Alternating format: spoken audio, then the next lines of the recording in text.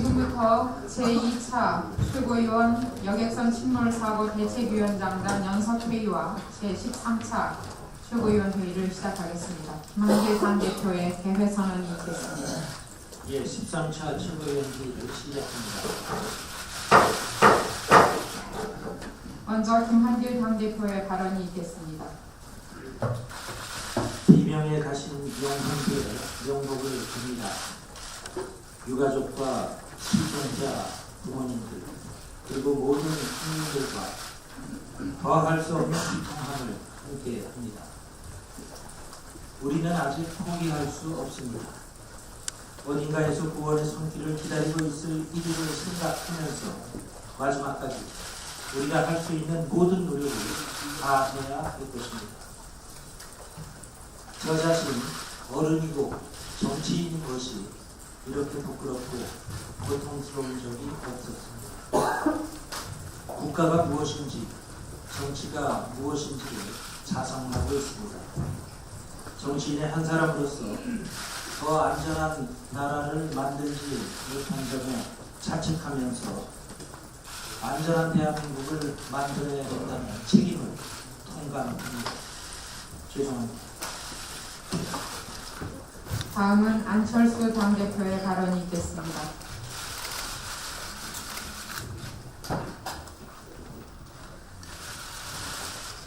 며칠 동안 하루가 1년처럼 길었습니다. 자식의 생사를 모르는 채 오열하고 계시는 부모님들 보며 전 국민이 함께 울었습니다.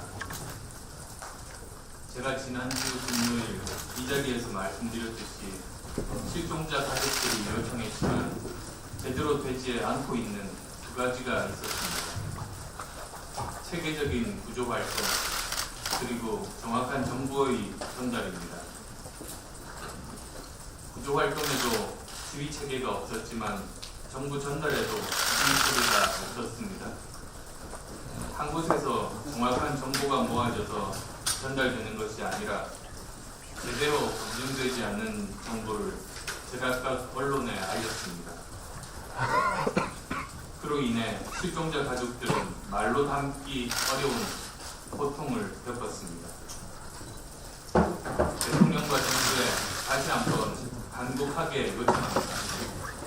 체계적인 구조활동과 정확한 정보 전달을 위해 대통령과 정부는 혼신의 힘을 다해 주시기 바랍니다.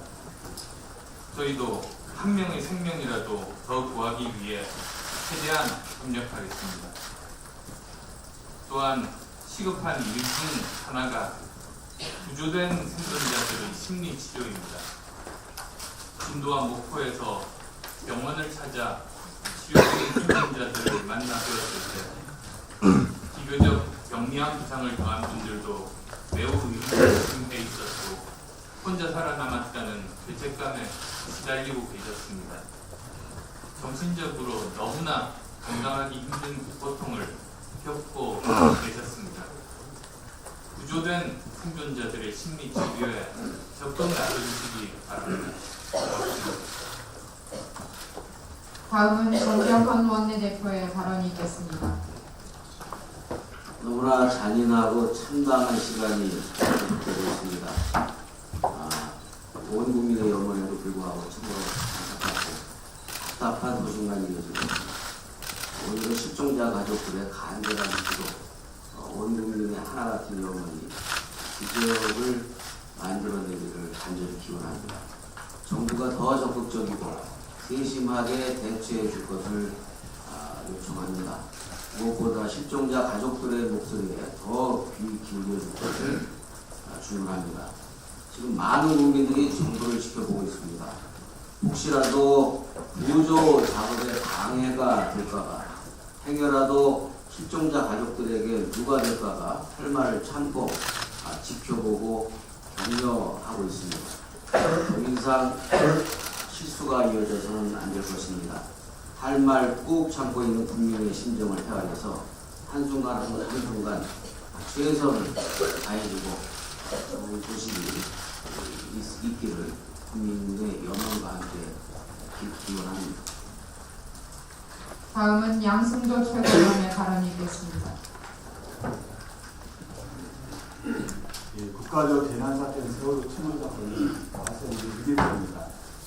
저희들에게 깊은 애도를 표하고 피해 가족들을 하는 모든 절차가 신속하게 이루어지기를 절실히 기원합니다. 어제는 장애인의 날이었습니다. 장애인에게는 생일과도 같은 날입니다. 그런데 경찰은 생일을 맞은 장애인들에게 치료앱을 발사하는 후압적인 공권력을 휘둘렀습니다. 장애인의 날마다 100여 개 시민사회단체 구성이 4.20 장애인 차별 철책 운동 수련단들 장애인 70명과 김장인 31명은 서울 서초구 고속버스 터미널에서 20개 노선 고속버스 승차권을 구입해 버스 탑승을 시도했는데 경찰이 이를 불법 집회로 간주하고 판단시키며 치료액을 발사한 것입니다. 고속버스의 휠체어 이용 장애인을 위한 장비가 없음을 세상에 알리고 장애인 이동권을 보장하라는 정당한 주장과 집회에 대해서 치료액을 발사할 정도로 공권력을 휘둘려 했는지 따져 묻지 않을 수 없습니다. 장애인들이 4월 국회에서 통과되기를 희망하고 있는 내용이 크게 4가지입니다. 바로 장애 등록제와 부양물리제 폐지, 발달장애인법 제정, 장애 이동권 보장 등입니다. 상급장애 판결을 받은 고 김국현 씨는 지난 13일 장애인용 연립주택 지하 2층에서 난 화재로 심도 화상을 입어 병원으로 옮겨졌으나 나흘 만에 돌아가셨는데 혹시가 2급 장애인까지만 제공되는 활동 지원 서비스를 받았다면 활동 모델과 외출 후에 하나를 피할 수 있었을지도 모릅니다. 장애 등록제가 이를 가로막은 셈입니다.